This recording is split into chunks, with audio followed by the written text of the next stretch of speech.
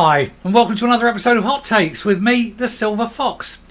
Up until now, things are looking pretty bad with the police investigation into the SNP. It's gone from a basic investigation over £600,000 of missing funds to now potential fraud and embezzlement. But it looks like it's taking yet another, more serious turn. Police are now being forced to look at a possible case of money laundering.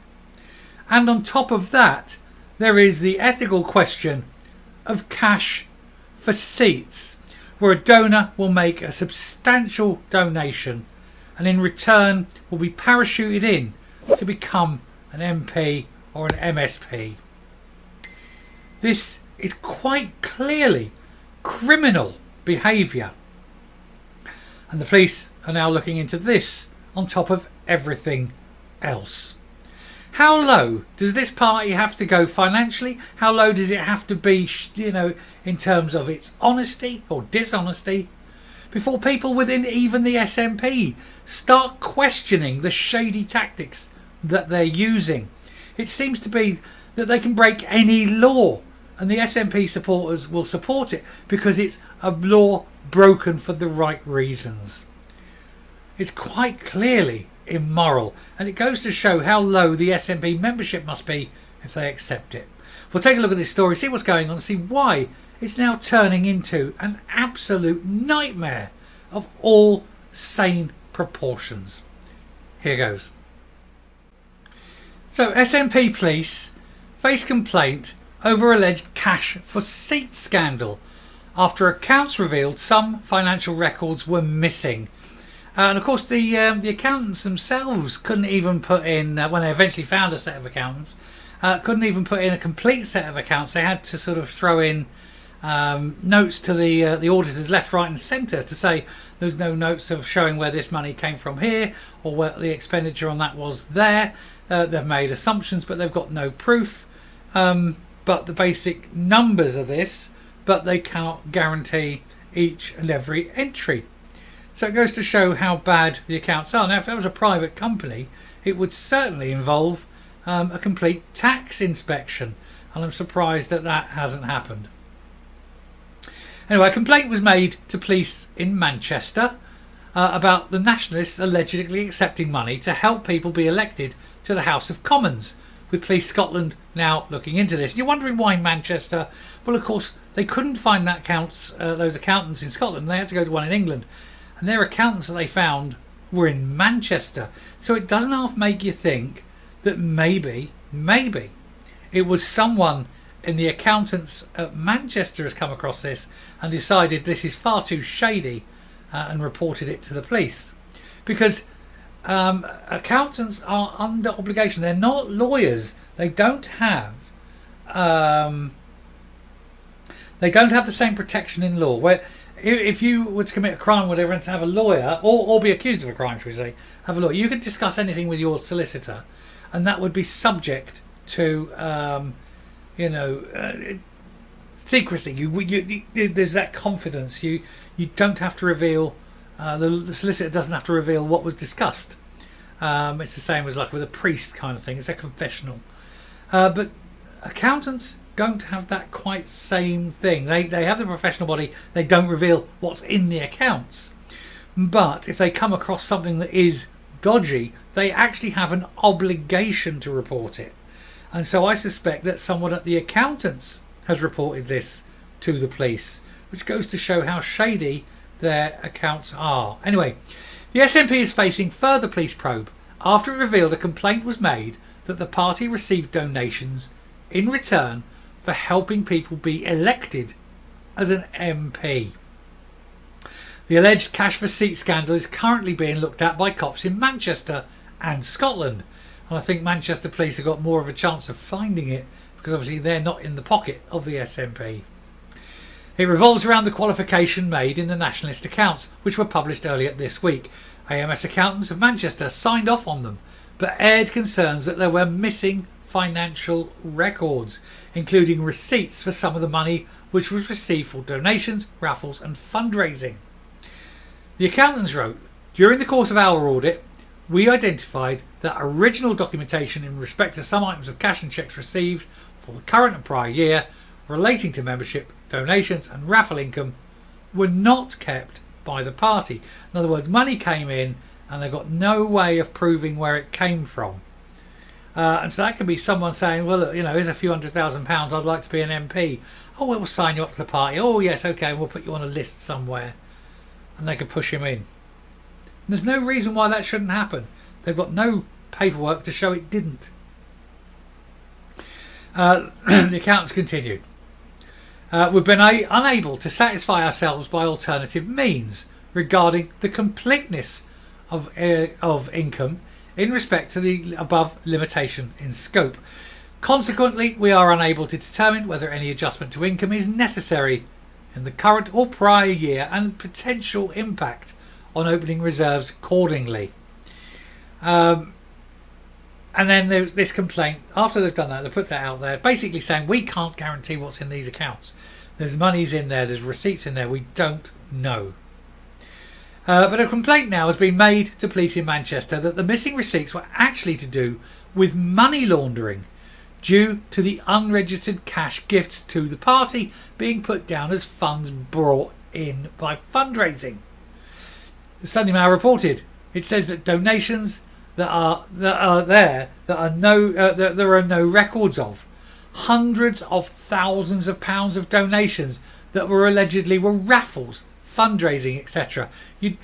A party with that few numbers of members does not raise hundreds of thousands of pounds on raffles. They said, I believe these were actually cash gifts as part of a cash for seats operation to place people who made substantial donations to them into seats to gain elected office. How corrupt is this? And if this is the case, then this party is in deep trouble, because this is such a serious crime. There's no doubt people will go to jail for this. The complaint was assigned a reference number and it is understood that police have contacted the complainer to follow up. A spokesman for Greater Manchester Police later confirmed Police Scotland were now dealing with it. This new probe follows the police investigation started in June over claims the SNP officials received cash in envelopes from a relative of a party politician. Detectives are believed to have received a letter from a whistleblower who alleged that the Nationalists received substantial donations from Scots businessmen that were never published in line with electoral rules.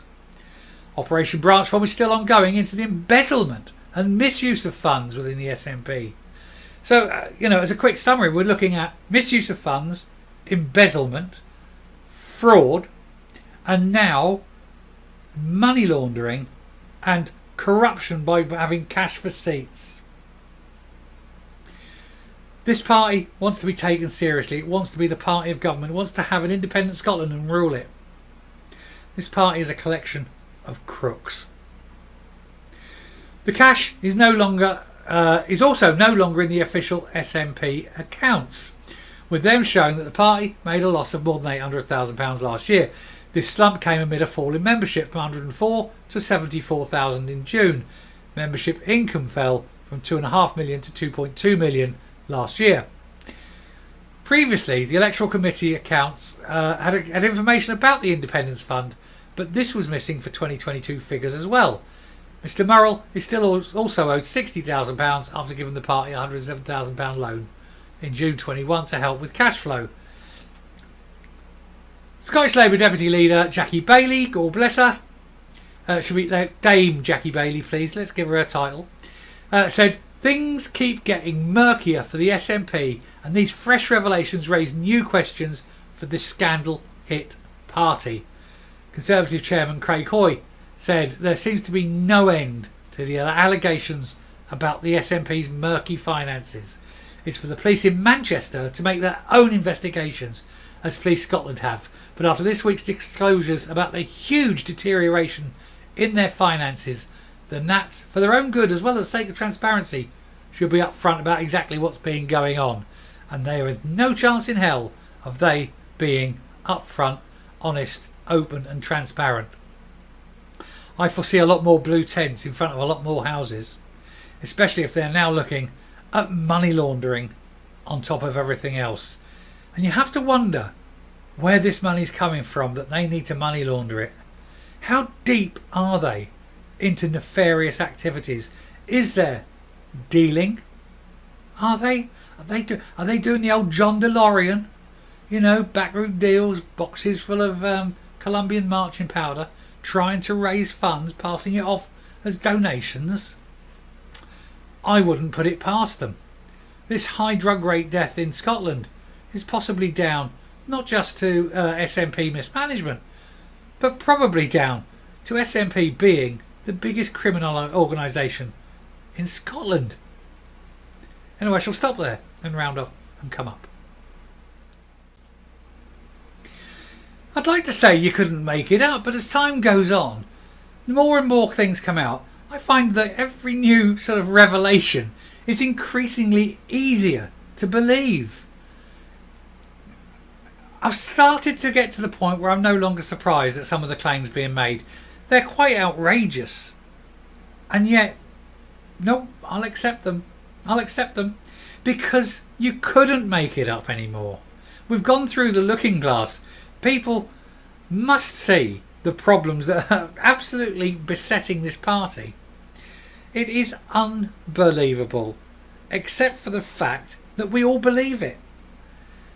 Money laundering, cash receipts, embezzlement, fraud. And Humza Yousaf calls himself the continuity candidate. Do you know what, Humza? You need to be drawing yourself away from that lot. You don't need to be tying yourself to that particular ship. That ship is sinking. And the whole of the SNP is sinking. It's sinking into a mire of filth and scandal. A mire it has made for itself. And things are only going to get far, far worse. And the more they try to cover it up, the worse it's going to get. Certainly the worse the optics. Anyway, I will take great glee at this. I take great pleasure at watching them sink. And I shall round off there. Thank you very much for watching. Now, I hope I like this one, and I hope that this one has been the one that's convinced you to press that subscribe button. And if so, do please hit it right now. And certainly like the video, because that really helps get the message out. And until next time, stay safe, stay well, and keep joining us here as we quest ever onward for the truth. Thank you, and goodbye.